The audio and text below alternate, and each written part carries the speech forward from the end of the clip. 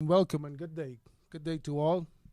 Welcome to Hanging Out with T. Roy. My guests this evening is the lovely Georgette Rolle and Raquel Riley, two of our beautiful Bahamian professional golfers that will be teeing off this weekend at the Pure Silk Professional Tournament. My guest is not here as yet, so we'll be talking some golf. I'll open up the phone lines right away 676 4153, 676 4199. And we'll be talking golf today. And I would say golf is a great game. If anybody has played golf or know about the game, it's a very competitive and skillful game that you will have to do a lot of concentration to be a good golfer. And I can remember last year, the Pure Silk tournament here in the Bahamas had a heavy rain delays. And I think they moved it down to about a 12-hole contest. And I'm so pleased that Pure Silk has come back to the Bahamas to bring that type of level of play to the Bahamas. And hopefully our girls will do something this year. And I'm pretty sure Georgia Roll. She just called me and she said she'll be here. And she is just finishing her practice sessions about half an hour ago, and she's on her way.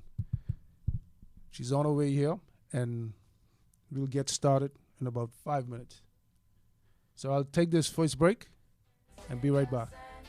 Welcome back, folks. Yeah, we'll be talking golf. My guest hasn't arrived as yet, but hopefully she'll be here. She told me she was just finishing the practice round about half hour ago, and she'll be here. So I hope she shows up.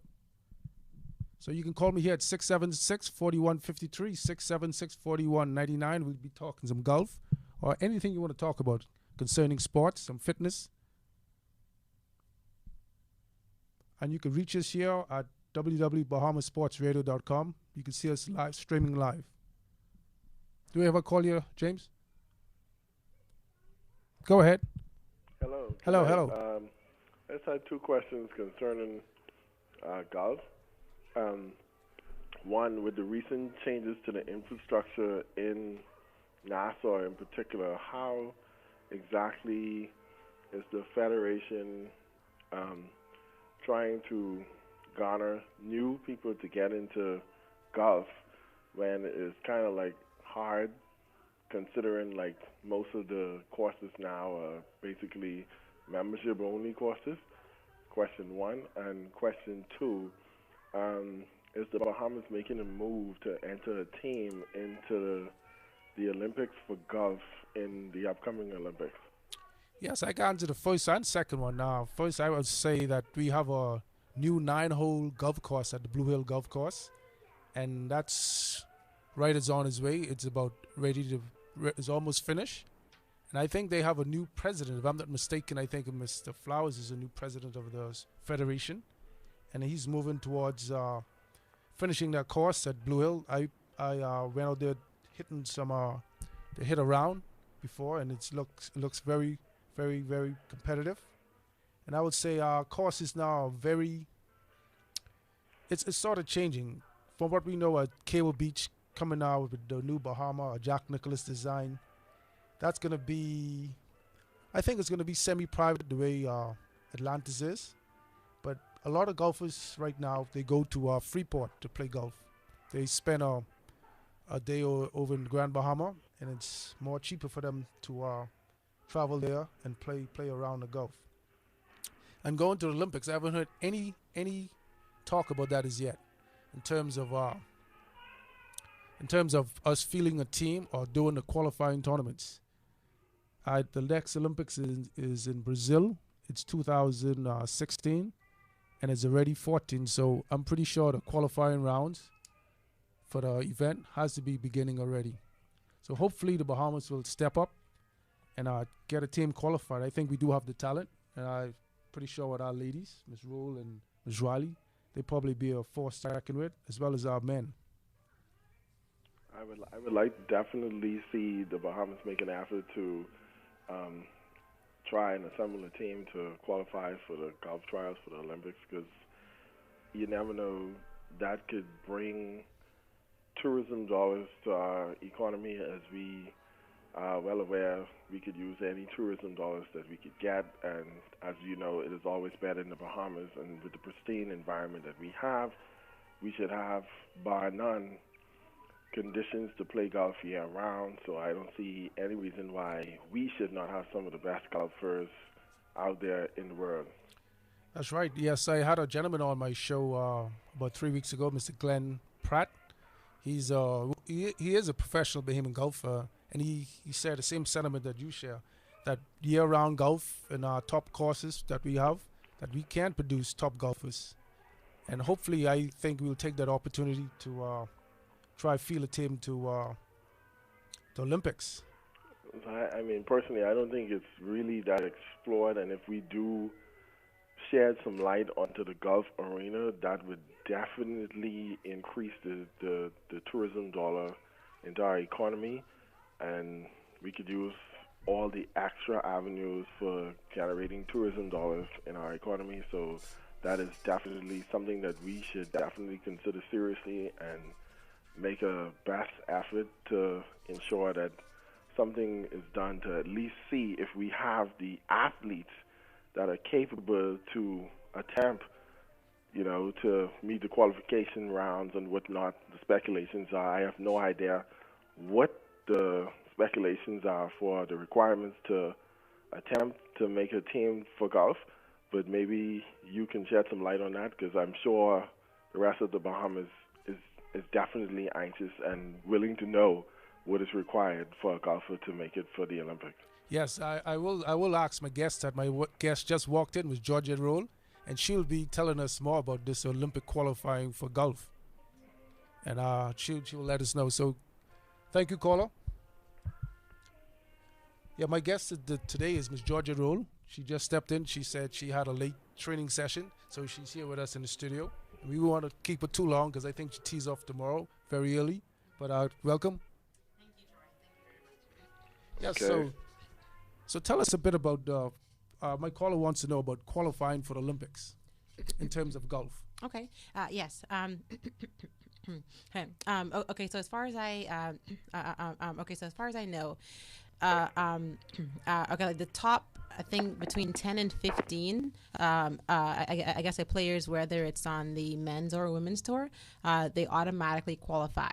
After that, they take like the next two best players from each country that are, I guess, nationally ranked. But and so but I guess, like, for instance, right now Tiger Woods is number one in the world, and so him and whomever the next best American player is, like whether in the top 15 to 20 or outside of that, they would represent the U.S. as of right now. Yes. So now for us Bahamian players, in order to be nationally ranked, we would need to play in a professional event, whether it's on the LPGA or the PGA tour or mini tours. Make a cut, and we will be nationally ranked and be eligible to compete in the Olympics. Okay, we have a caller again. Go ahead, caller. No, that sounds great. She answered my questions beautifully. I just want to say thank you, and I enjoy your show. Listen to you every week. Yes, thank you, man. Thank you, caller. All right, good day. And caller, we have some tickets here for the Pure Silk, which takes Pardon place. We have some tickets here for Pure Silk, January 23rd. Starts tomorrow to the 26th. So I'll leave two tickets here at the station for you. And All right, thank you. all right, thank you for your call, sir. All right. Okay, and also in the studios we have David Hannes. He's an American professional golfer, and he's here with us today. How you doing? Welcome. I'm doing good. Thank you for having me. Okay, thank you for coming to. It's actually David Harris. David Harris. Yes, sir. David Harris. Okay, so we have David Harris and Georgette Rolle. So Georgette, welcome again. I know you have a tight schedule. Mm-hmm. So tell us a bit about yourself. You're a Bahamian girl, and we want to know everything about you. Everything about me. Okay. Well, okay. My mother is Dorothea Ferguson, and my dad is Ellsworth Rolle. And I grew up, I guess, not too far from here. Right here in the Palmdale, Madeira area. And so I went to St. Thomas More for primary school, and went to St. Augustine's College for high school, and went off on a golf scholarship after that to Alabama State University for a year there, and then I transferred out to Texas Southern University, where I completed my undergraduate studies. With my bachelor's degree in biology and a minor in chemistry. I guess right around that time, I was probably thinking more along the lines of medical school, but I guess like my golf game started, turning around and so forth. And I was like, I think I'm really going to push for golf. And so that led me to, I guess, to taking on the position as a graduate assistant golf coach at Texas Southern. And I stayed there while I continued to play some professional tournaments. Finished my first master's degree there. And then I decided to continue on and just go ahead and complete my MBA as well, just finishing out that tenure as one of the assistant coaches. So tell me, did you start your golf in the Bahamas? Yeah, I did. So you played tournaments locally?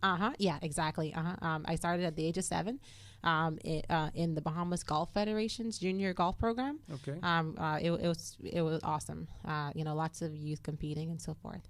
So you're not the only Bahamian professional golfer. Correct. You could tell me the other names. Okay, so for women, we've got Raquel O'Reilly, who is still currently competing. And then for the men, we've got Ricardo Davis Jr. I'm sorry. Yes. I guess I'm not like entirely sure Sam Kemp, but I'm not sure what other Bahamian professional golfers are still currently competing. Okay. And you have a guest with you, Mr. David Harris. He's a professional golfer as well. Welcome. Yes, welcome to the show. Thank you, sir. Thank you. Yeah, tell us about a bit about your golf career. My golf career? I'll just start from high school. I played high school golf. Started when I was 3. Wow.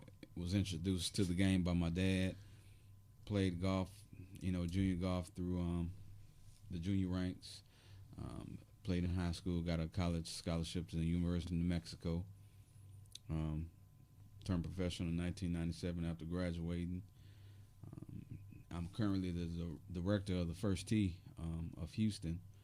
So it's a junior golf program, a national, or should I say international junior golf program in Houston, and I'm just loving the game. Okay. So you here to do some coaching? I'm here to support right now. Okay. I came to support Georgette. I come every year for her junior golf camp in December. I've been 6 times. Mm-hmm. Yeah, 6 times. I came in May. I caddied for her in the first tournament.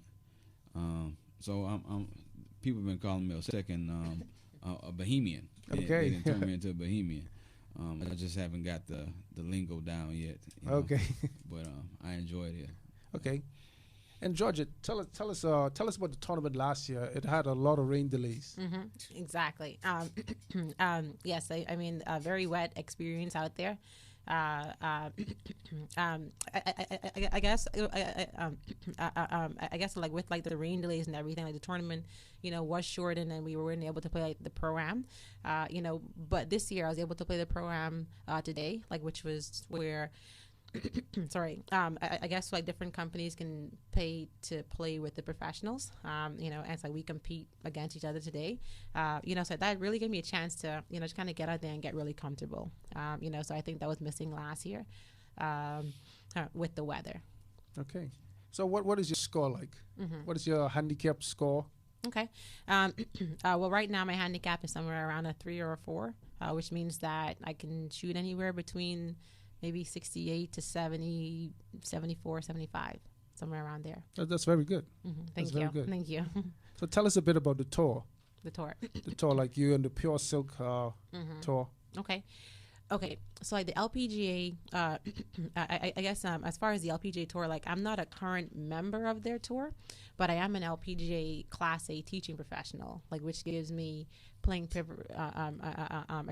privileges in different tournaments, and then I'm also able to still go to each tournament and play in a one-day qualifier before it starts to see if I make it into that I guess in that specific tournament. But for the Pure Silk tournament, this one, I was lucky enough, and I'm really, really thankful to the Ministry of Tourism, for extending me the exemption to play in it, and I'm going to make the best of it.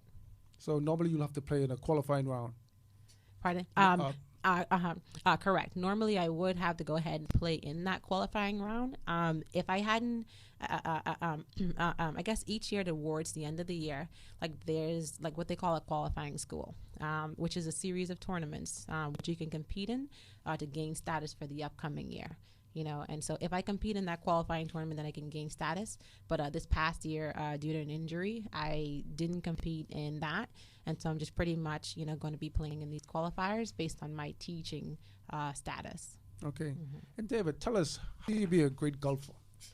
Hard work. Hard work? Yeah, it takes a lot of time and effort and sacrifice and dedication and time spent away from the family. A lot of time on the golf course. Yeah. Yeah. So how would you categorize a gentleman like Mr. Tiger Woods? Why he's 2 steps ahead of everybody when he first came out? Passionate about the game. He was committed to achieving a goal. And I think that's the important thing about being a professional or in anything. You have to be passionate about it, and you have to have, goals set to reach those dreams that you set for yourself. So Tiger's just was mentally, and I think still is mentally stronger than, 95% of the guys out there on the tour. But I tell you this, there are 2 African-American golfers currently on the web.com tour, Tim O'Neill and Harold Varner III. Really great golfers. Harold Varner's I think he's 22 or 23 years old. He will be playing in the Northern Trust Open. Okay. This year. Yeah, the PGA Tour event. Yeah, he's up and coming. Yeah. Powerhouse. And tell us a bit about the conditioning. People look at golf and say it's a physical sport, but tell me about the conditioning. Yeah, that's first and foremost. It's if you're gonna be a professional athlete, you got to dedicate time in the gym. And I think Tiger set the bar higher than anybody ever did, as far as, getting physically fit in order to play the game. Go ahead, Georgette. Well, yeah. Well, like most of the ladies out there, you wouldn't be able to tell that they're, golfers because, these girls are fit. We pretty much, work out maybe, hopefully 2 hours a day. Before practicing and so forth. Just to kind of, build up the stamina, number one, to be able to walk for, 5.5 to 6 hours, and still hit your shots and be able to stay mentally focused and so forth. So there's tons of cardio, and lots of core work, to be able to, I get to be able to put the same swing on the golf ball every single time. Your body's got to be fit to repeat that move. And Go ahead. I'll say this one thing. If anybody listening feels like golf is not a sport and that they're able to come out and walk 18 holes, I invite you out to come and support Georgette and walk 18 holes and follow her outside the ropes and watch her play, and then call back in and tell us how your experience was. Yes, I encourage everybody to come out of there. We'll be going live at the Pure Silk CSR FM. We'll be live and we'll be following Georgette. So come out and get a chance to speak to Georgette. I'll do Jet. So Georgette, golf is considered an elite sport. Mm-hmm. Tell us about your funding going through golf. And I know coming this far has been a lot put into your game financially. Yes, exactly. Let's see. I guess when I did my budget, for sponsorship and so forth, my total came out to about $80,000 a year to be able to, be able to go out there and, get a golf course membership, get a gym membership, get a coach, be able to travel to all the different tournaments.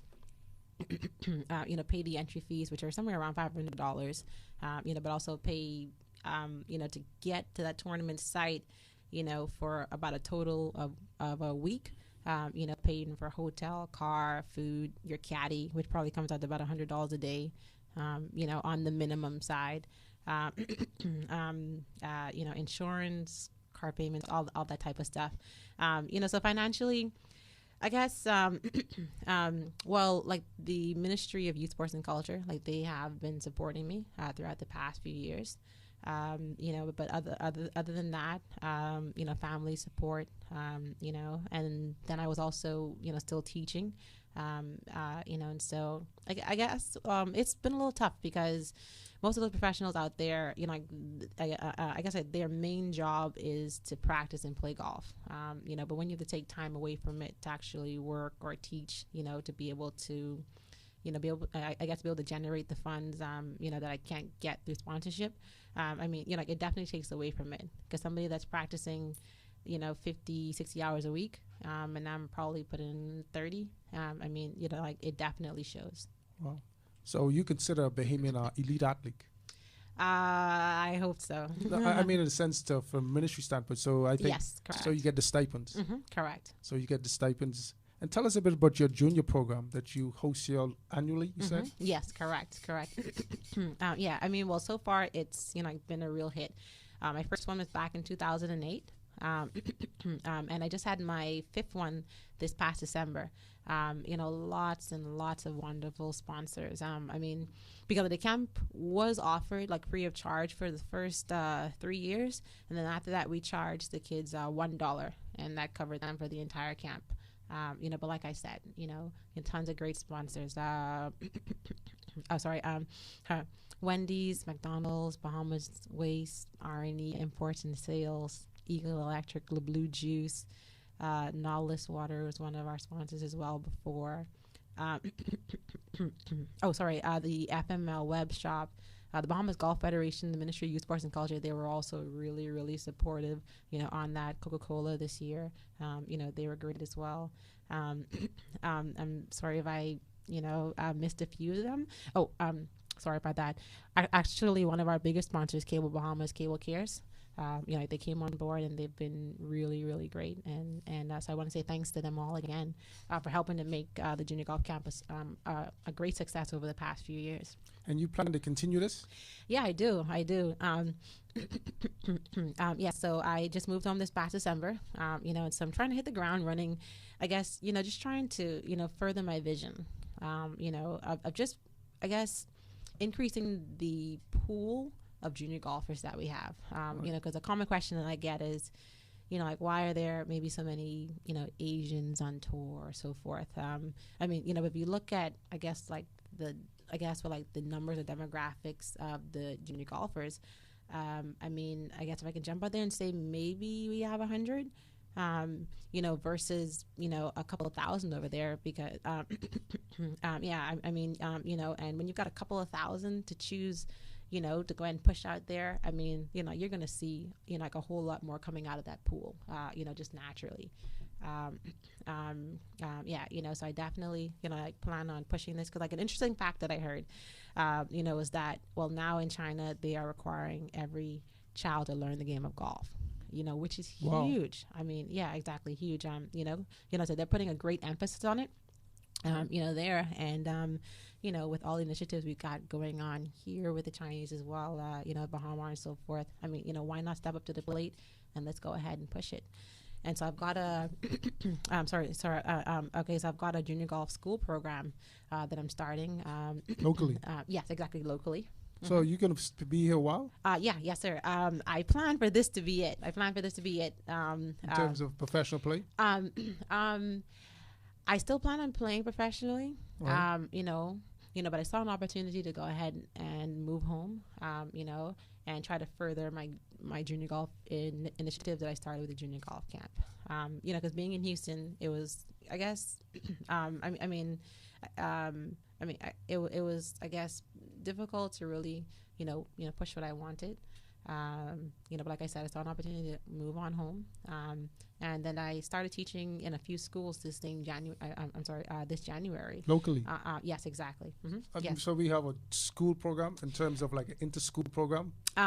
Well, it's, sorry. I mean, well, in the future, I'm looking for inter-school competitions and So so high forth. school high school golf. Well, yeah, high school and elementary. You know, definitely. I mean, like the younger you can start them. I mean, you know, that'll increase our chances for just seeing, you know, tons of Bahamians out there. And now there's an Olympic sport. I mean, it'll be great to have a high school championship. It would. It would. And I think they have that in all over America. Oh yeah, it's everywhere. Big in the States. They got so many junior golf programs.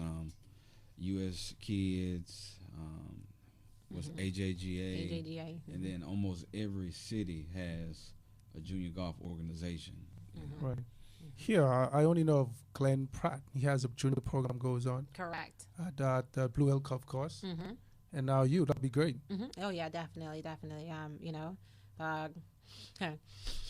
he was a mentor, you know, for me, you know, coming up, and so it'll be great. So you played in this program? Pardon? You played I mean, well, I didn't necessarily play in this program, you know, but I know some of the great things that he's doing and so forth. You know, being one of the young lions, you know, as they say. Well, you know, like his generation, you know, so I've, you know, I heard a lot about what they had done. And so forth, and yes, you know, and so myself along, you know, with David and Ricardo Davis Jr., one of the other professional golfers, like we are really trying to, you know, increase youth golf, increase the awareness of the game, and try to push some great things. So tell me now, we have I could tell you, local golfers from Nassau. Normally they fly to Freeport. Yeah. To play a weekend or maybe. Take two rounds in a day. The course here is really it's pretty steep. Yeah, it's really difficult for a lot of golfers now. So hopefully the Blue Hills will come around to help us out. But yeah, definitely. Mr. Flowers is working, you know, like really hard on that. You know, to make it available so we can increase youth golf as well. And am I right to say he is the new president of the federation? He is correct. Just recently, right? Yes, sir. As of December of 2013. Okay, he's new. I think he's going to bring some smart changes to the golf locally. Yeah. You know, definitely, he's got a great business mind. You know, and you know, he's got a great vision. You know, moving forward, and so I look for good things from the new board of the Bahamas Golf Federation. So tell me about the local. It's the Caribbean tournaments. I think it's Perkins and Herman Cup. That's yes, it. Exactly, the Herman Cup. Did you ever play on one of those teams? Yes, I did. I played on a number of Herman Cup teams. We used to great win. Times. Pardon? We used to win that. You know what? You haven't won for a long time. Yes, I mean, yes, we used to win. I mean, you know, I guess like the years that I played on it, you know, we had some other, you know, like Bahamian golfers as well representing us, you know, and I mean, so like we had a really great team. So don't we have a Caribbean circuit to keep our professionals in this area at a high standard? You know what? I hate to say that I am not entirely sure. I would really have to do my research on that. But not to my knowledge. I mean, but, you know, for like the men, for instance, I mean, like there are tons of mini tours, you know, for them to play on, like the Latino American tour. They've got a Adams tour. They've got Title Eyes. I'm sorry. But like there's tons of mini tours out there, and then there's a few. And then there's a few for the ladies, you know, one that runs on the, I guess, throughout Florida, the Suncoast Series, and then there's one in Arizona, the Cactus Tour. But actually, besides that, for the women, if you don't play on those two mini tours, you're either going to have to try to get on the LPGA Symetra Tour, which is their, which is the women's mini tour, or the LPGA. So you've got about 4 options, unless you play on the European Tour. Okay. So tell us, how is it you being a professional golfer? Was it I would say the tournament. If you don't win, and there's a lot of prize money. Yeah. So if you don't win, it's really tough for you. For a professional golfer. Well, yeah, I guess like it is, especially if you play full time and that's your like main source of income. But so like each tournament field starts with 144 players. Okay. Um, but after Friday evening, they cut the field down, I think, to about the low 70 in ties, probably, And so anyone that plays on the weekend, like, they will get a check. Everybody. Everybody that plays the weekend, they will get a check, just in different amounts. I guess, like, for instance, with the ladies, I think the first place prize is around 300,000. And then, and then you go down. I mean, if you say wow for that on the men's tour, on the PGA Tour, first place is at least $1 million. Wow. At least. I just need to win one tournament. Yeah, pretty much. I mean, at least $1 million for first place. And they also pay down to the, the top 70 ties. Let me ask David. David, I don't see the Bahamas talking about Olympic golf as yet, but I've been seeing a lot of things about the U.S. So tell us a bit about how your association dealing with that, the Olympic golf. It's kind of, to me, it's kind of one-sided, because they're only letting the top 15 players from off the tour, into the field. World. Yes, just like Georgette said, the top 15, and then the top 2 from each country. After that. So the top. If they're not in the top 15. So the top 15 in the world, men and women. Right. And then 2 from every country. Correct. Yes, but that's only 2 from every country if you're not already represented. Top 2 within that 15. Okay. So it's top 2 Americans, and that's it. Yes, and right now, like, there's a few Americans in that top 15, which means if you're not in that top 15, you're kind of out of luck playing for America. So, okay, then there are 2 from every country. So our top 2 men and women, they'll have to go to qualifying round. Correct. Sorry, if we're nationally, I guess like, if we're already nationally ranked, then we would be automatically, automatic buy-ins. So you're the top woman golfer in the Bahamas, eh? Correct. So I think you would be in the pool. Well, I still have to check on my rankings and everything. And if all is well, then I hope to be playing. Oh yeah. In the next Olympics. Any qualifying? No, I mean, basically, like, the qualifying pretty much comes down to you playing in tournaments, making cuts, to ensure that you are ranked, and then from there, the International Olympic Committee, they just go off of that. So any word from our BOA is yet?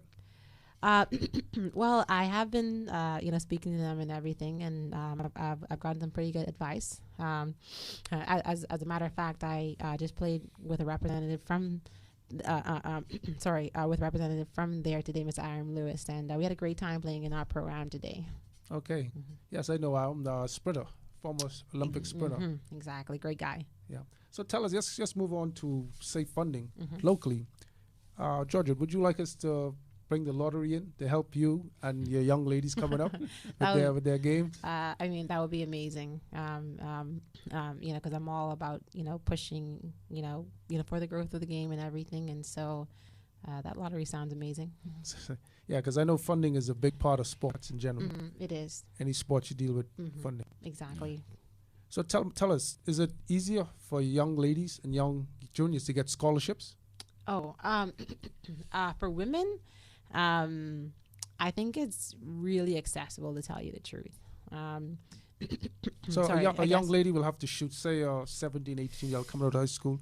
What should be around to possibly get a scholarship? I've seen young ladies get full golf scholarships, shooting 100. Yeah, I mean, like, it may sound absolutely crazy.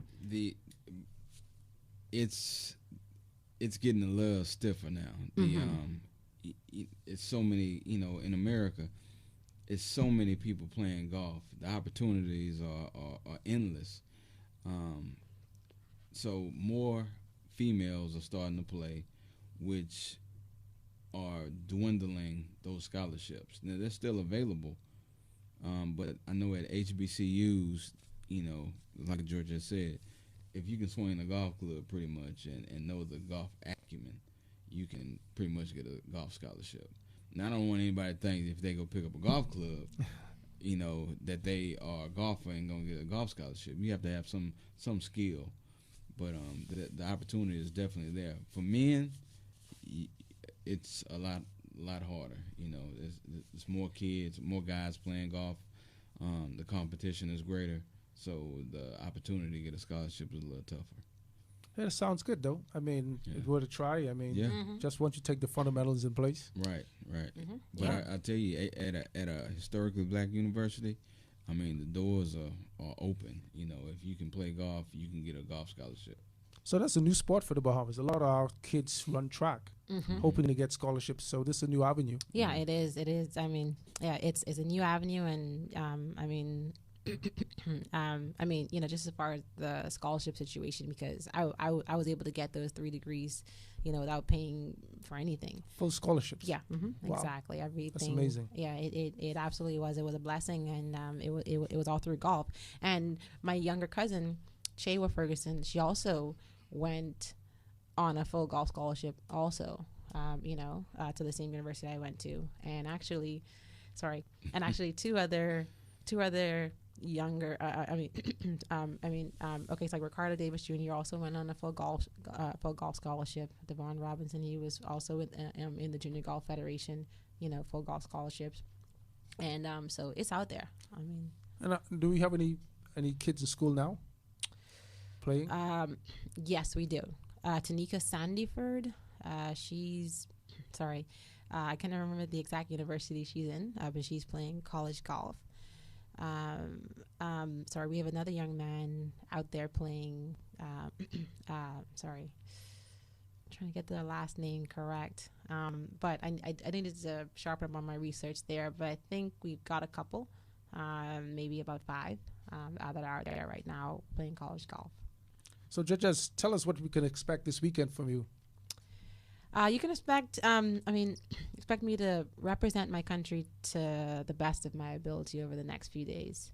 My caddy and I have been working, really well and hard over the past few weeks. Just making sure to, choose great targets, keep good swing thoughts. And I think I'm in great shape. And I think I'll do pretty well. I expect to be playing on Sunday afternoon. Yeah, so you tee off tomorrow? Yes, I tee off tomorrow at 12:40. 12:40. And on Friday, I have an 8:30 tee time. And I'll find out my tee time for Saturday on Friday afternoon. And each day you have to shoot so much to stay in. Well, not each day. At the end of Friday, we'll know which top 70 players and ties make it to the weekend. Okay. So you just pretty much want to stay steady, stay in it through Thursday and Friday, and then once you're playing on Saturday morning, pull out all the stops. Yeah. And who was the winner last year? I think it was the Asian girl. Yes, correct. Ilhi Lee. Ilhi Lee. She's a top player. As a matter of fact, no. That was her first professional win, as a matter of fact. And I'm not entirely sure what her ranking was before that, but she's back. She's back this year. That is correct. So she's I guess she's a lucky girl. Exactly. Yes, exactly. That's what I call it. I mean, there's a day for everyone. Pretty much, and and so maybe that'll happen for me this time. Yeah, pretty much. Everybody out in Radio Land, I want you to support Georgette tomorrow. Come out to the Paradise Island Golf Course and see Georgette tee off at 12 o'clock. And ZSR 103.5 will be there, and we'll be following Georgette. So, Georgette, give some shout-outs to some of your folks out there. Okay. Well, sorry. Wow, there's just so much family out there. But I know, with my wardrobe this week, I am wearing the Ocean Club's apparel. My hair was done by my sister and cousin, Dawn Cosmetics. So I'd like to give them a shout out. And if you'd like to give them a call, 364-2927. But I mean, just to everyone who's out there supporting me, whether it's the Bahamas Golf Federation, my family, my friends, those folks who I don't even know who are just, pulling for the Bahamian out there. I definitely like to give you all a shout out. And, especially the youth from my junior golf camp, and then the schools I'm teaching at right now. I'm going to do my best to, be the best role model and ambassador, for the Bahamas that I can be during this week. Yeah, and I really want to see you in that Olympic golf. I Me too. think a lot of people will be watching that. Exactly. And I think golf was a part of the Olympics sometime way back, eh? Right, back in the 60s. 60s. Yeah. It's been a long time. So, Davis, what are your plans in your golf career? My plans are to continue teaching and helping to grow the game. Want to help Georgette here in the Bahamas grow the game. Want to see more juniors. Since I've been coming, I've always said that it's a lack of access to golf courses here for kids, and we're trying to improve that. We want to make a change so we can see more young Georgettes and young Ricardo Davises out there playing golf and representing their country. I love United States of America, but we have so much. Golf is abundant, and I want to give back and help you guys here grow the game. Okay. And Georgette, do you realize that we have about, I think, 4 islands that we have golf courses on? Mm-hmm. Have you played in those different islands like Exuma, Eleuthera, Abaco, Freeport? Mm-hmm. Yes, I've played lots of golf in Freeport, during my junior golf career, and I've also played in Exuma. That's where my dad's family is from, and so while I'm down there visiting, I have played at the Sandals Resort. Okay, never in Abaco? No, never in Abaco, And Eleuthera? but I will be down there because the other professional, the other currently playing professional golfer, Raquel Riley, she is located at Baker's Bay in Abaco, and so I plan on paying them a visit pretty soon. And I hope you move your coaching to all those islands. You know what? That's definitely a plan. Like the junior, like the junior golf school program. It is new, and it's a part of my 14 clubs. Like my 14 clubs organization. So look out for that name, 14 clubs. Through that, we definitely plan to, push it through the schools, inter-school competitions, and then I'm also forming a 14 clubs foundation. And the focus of that foundation is, just to support, I guess, youth who love the game of golf. If their goal is to become a professional golfer, we're going to support them. But if their goal isn't to become that, and we can see that they've got a dream, they're focused, and they also just like the game of golf, we will support whatever endeavors that they have. And it's always good to get that education. Mm-hmm. That's very good. Mm-hmm. And I would say my family's from South Eleuthera, and they have a big golf course down the Cotton Bay. I need to go. I've heard of it. I think it's one of the longest par courses in the country, or even in the region. Okay. Do you play golf? Yeah, I hit around. You hit around? I broke 100 before. Okay. Just once. So I That's haven't played in a while though, but I've been hitting out on the Blue Island Golf Course. Okay. Good. Maybe I'll see you out there. So go ahead, David. No, I just wanted to reemphasize that if you've never been to a golf course, take this opportunity to come out to the tournament. It's free. It'll cost you $1. That's how much it costs to come over the bridge to pay the toll. Yeah. Other than that, come out, see this beautiful golf course, come watch and support Georgette play, and take advantage of this opportunity. I think it's going to be here one more year after this. Yes. I mean, hopefully, like the contract will be renewed. Yeah. But yes, it. So come out. It's free. Learn about the game. Yes. And Georgia, before we leave, give us, you and David, give us something, give us a coaching hint, a coaching tip to some of those, I call them hackers out there. Yeah. Okay. The first thing that came to my mind was get a lesson. Get a lesson. The first, the very first thing that came to my mind. But yeah, I mean, because with the game of golf, because our bodies are different. You know, like we don't all move the same way, and so naturally we wouldn't all swing the same way. And so my tip for them is to not just try to do, I guess, the same thing that somebody else is doing. Because remember that we're all individuals, and so whatever way you swing naturally, I think that's the way to do it. Okay. Anything else, David? My tip is to be as flexible as possible. Work on flexibility, and practice core. You can do a lot of core work, setups, core exercises, and as Georgette said, get a professional lessons. Georgette is here now. She's teaching. I don't know if you want to give your number out on the air. But, yeah, I can definitely do that. Go ahead. That's okay. My number is 427-GOLF. Once again, that's 427-GOLF. That's 427-4653. Feel free to give me a call, send me a message. If I don't pick up, that means I'm probably in the middle of another lesson or playing around, but I'll definitely return your call. 427-GOLF. Okay. And as we leave, we got a late start, but I thank Georgette for coming over here. She had a practice session going, and she was late. Late coming, but she was late leaving the practice. But I'm thankful that she came. She brought David here with us. We learned a lot about golf. So until next week, I want you all to go over, give the Silk Bahamas a try. Great. Thank you So very good day. much. Thank you.